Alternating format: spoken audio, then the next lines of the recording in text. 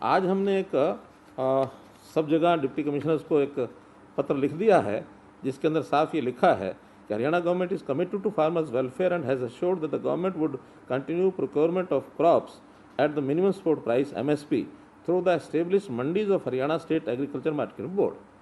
बिल्कुल हम कमिटेड हैं और ये सर्कुलर सारा हमने भेज दिया है। इसके अंदर हमारा चाहे फूड एंड सप्लाई डिपार्टमेंट है, चाहे स्टेट एजेंसीज़ हैं जो सब प्रोक्योरमेंट करती हैं, इसमें सारी प्रिपरेशन जो उनको करने के लिए बता दिया है। बल्कि यहाँ तक कि इस बार हमने केंद्र को पत्र लिखा है कि जो प्रोक्योरमेंट का समय है वो 1 अक्टूबर को होता है, लेकिन इस बार हमारी तैयारी है कि हम उसको 25 सितंबर से भी कर सकते हैं, क्योंकि सेंट्रल गवर्नमेंट के बिहाफ पर करना होता है, इसलिए उनकी परमिशन चाहिए। मुझे लगता है अगर हमको परमिशन मिल गई तो हम उसको 25 सितंबर से ही चालू करेंगे, वरना 1 अक्टूबर से तो चालू होना ही है, वो पहले का प्रावधान है।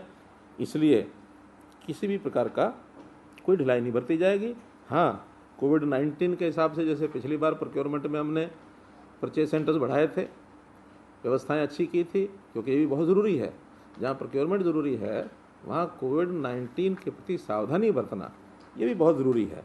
हमारा वो भी जीवन मरण का प्रश्न है, तो इसलिए उन सब बातों को ध्यान में रखते हुए नए सेंटर्स, खासकर जो मिलर्स में धान को अगर कोई लेकर के सीधा मिलिंग स्टेशन पर लेकर के आते हैं तो वहाँ आड़ती भी होंगे, हमारी खरीद की व्यवस्था भी होगी।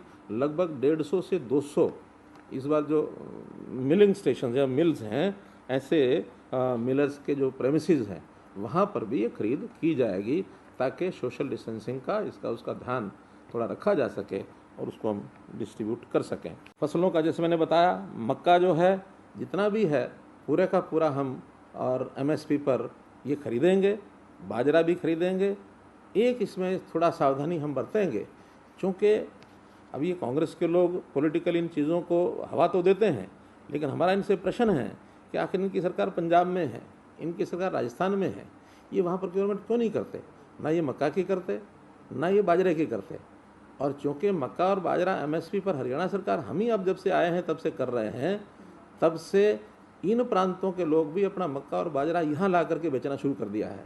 हमने इसमें इस बार थोड़ा सा सख्ती बरती है कि हम दूसरे प्रांतों का मक्का या बाजरा ये हमारे यहाँ नहीं बिकने देंगे, क्योंकि उसका जो लॉस है हम भरपाई करते हैं, तो ये हरियाणा के सरकार यानी किसान का अहित है। हरियाणा के किसान का बाजरा या मक्का पूरा खरीदा जाए, ये सुनिश्चित करेंगे, लेकिन बाकी किसी भी प्रांत का हमारे यहाँ के बेचे और वहाँ से लाभ उठाकर ले जाए, इसको हम नहीं होने देंगे। ये मैं अपने किसान भाइयों को भी, आड़ती भाइयों को भी और इन जनरल पब्लिक को भी आपके माध्यम से बताना चाहता हूँ कि हमको हमारे प्रदेश का किसान, हमारे प्रदेश के आड़ती, हमारे प्रदेश के जो हित चिंतक, उन सब की चिंता हमने करनी है। हमने बाकी प्रदेशों की कोई चिंता नहीं करनी है। तो इसलिए बाजरा हो, मक्का हो, ये बाहर से जो लाके कुछ लोगों ने होर्डिंग भी कर ली है बाजरे की खास करके, तो ये इन मंडियों में, साउथ हरियाणा की मंडियों में बिल्कुल ये नहीं होने दिया जाएगा। इसका भी हम लोग ध्यान करेंगे। कुछ इसमें हमारे आड़ती भाइयों के भी कुछ विषय हैं, उन विषयों पर भी मैं ज़रूर एक चर्चा करना चाहूँगा कि उनकी कुछ, हालांकि कोई नए विषय पहली बार है ऐसा नहीं है, ये हर साल पिछले साल के कुछ पेंडिंग इश्यूज वो चलते हैं। कभी दामी का आड़त का विषय है, पेंडिंग हो गया, कभी इंटरेस्ट का विषय होता है वो पेंडिंग हो गया, कभी लस्टर लॉस की बात आती है, तो वो हम सेटल कर रहे हैं सारे। उसमें किसी प्रकार की कोई कठिनाई वो आड़ती को नहीं आने देंगे। हमने जहाँ तक इनकी जो दामी का विषय है, ये दामी पिछले साल बाजरा और धान कुल मिलाकर के 252 करोड़ रुपए की दामी बनी थी, वो सारी की सारी पिछले साल की पे कर दी गई है। इस साल गेहूं और सरसों, इसमें भी 309 करोड़ रुपया पे किया जा चुका है। 56 करोड़ रुपया भी बाकी है। वो क्योंकि हिसाब किताब करने होते हैं, कुछ इंटरेस्ट के भी हिसाब होते हैं, ताकि किसान को जो पेमेंट इन्होंने लेट दिया है, क्योंकि इस बार आड़तियों के माध्यम से किसान को पेमेंट जाना था और 3 दिन के अंदर देना था उन्होंने। तो कई जगह पर हमें ध्यान में आया कि कहीं 15 दिन, कहीं 20 दिन, कहीं 1 महीना किसानों को पेमेंट लेट दी गई है। पहले ये डाटा हमारे पास नहीं होता था, लेकिन इस बार सॉफ्टवेयर में ये डाटा तैयार कर दिया है, एक दिन का हिसाब है।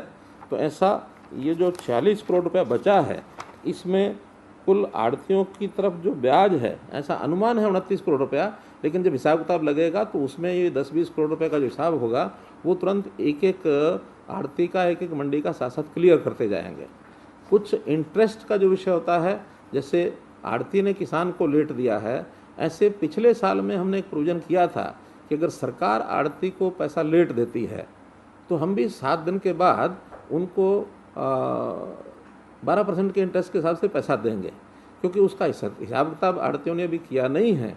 उसका जितना डाटा उपलब्ध हमारे पास होगा आड़ती के पास, सरकार के पास, तो उसको आड़ती के हिसाब से उनका इंटरेस्ट, हमारी कमिटमेंट हम देंगे, क्योंकि उन्होंने डिमांड रखी है कि हमारा वो इंटरेस्ट नहीं दिया गया है।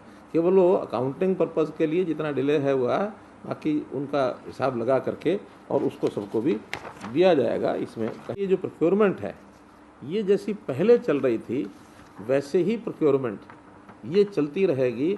इसमें जो मंडीकरण है, हमारा जो मंडियों की व्यवस्था है, इसमें कोई परिवर्तन नहीं है। एमएसपी पर ही खरीदा जाएगा। जो फसलें हम पहले खरीदते हैं वो सब खरीदेंगे। इस बार धान है, बाजरा है, मक्का है, मूंग है, चारों फसलें एमएसपी पर एक एक दाना खरीदा जाएगा। किसी को भी कोई कठिनाई नहीं आने दी जाएगी। और मैं समझता हूँ कि जैसे पहले मंडियों में सुविधा थी खरीदने की, खरीदार भी खरीदता है, बेचने वाला भी आता है, तो कोई प्राइवेट पहले खरीदता नहीं था। अगर कहीं प्राइवेट खरीदता था कोई, तो एक ही उसके ऊपर बंधन था कि चूँकि मार्केट एरिया एक तय होता था, उस मार्केट एरिया के अंदर सारी फसल मंडी में आएगी। बाहर अगर कोई खरीदेगा, बेचेगा, तो उसके ऊपर भी मंडी के नियम लागू होते थे, यानी मार्केट फीस है, HRDF है, ये सारी चीज़ें उससे ली जाती थी। बिना बताए अगर कोई करता था तो उसके चालान भी होते थे। बहुत बड़ी संख्या में नहीं होते थे, लेकिन कहीं कहीं चालान होते थे। अब वो चीज़ें उनसे मुक्त किया है कि अगर बाहर से कोई, खेत में से कोई खरीदेगा, गांव से ही खरीदेगा, घर से ही खरीदेगा, उसके ऊपर चालान नहीं होगा, उसको कोई मार्केट फीस या HRDF वो नहीं देना पड़ेगा। लेकिन मुझे ये बात समझ में नहीं आती कि MSP से नीचे कैसे खरीदेगा।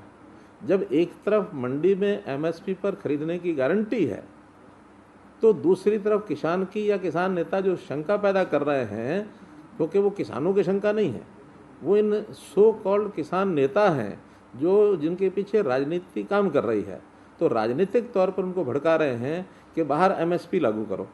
जब MSP हमारे घर में लागू है, बाहर बेचने का कोई उसको विकल्प है नहीं, वो यहाँ के बेचेगा। हाँ, MSP से ऊपर अगर कोई खरीदेगा और बाहर खरीद लेगा तो उसको सुविधा बेचने को भी है, खरीदने को भी है, उसके ऊपर टैक्स भी नहीं लगेगा। तो इसको बिल्कुल समझने की ज़रूरत है कि कहीं इसमें MSP मंडी से बाहर का प्रावधान, क्योंकि केंद्र सरकार भी उसको कर नहीं रही है और करने का उपयोग भी नहीं है, क्योंकि विकल्प MSP का खुला हुआ है।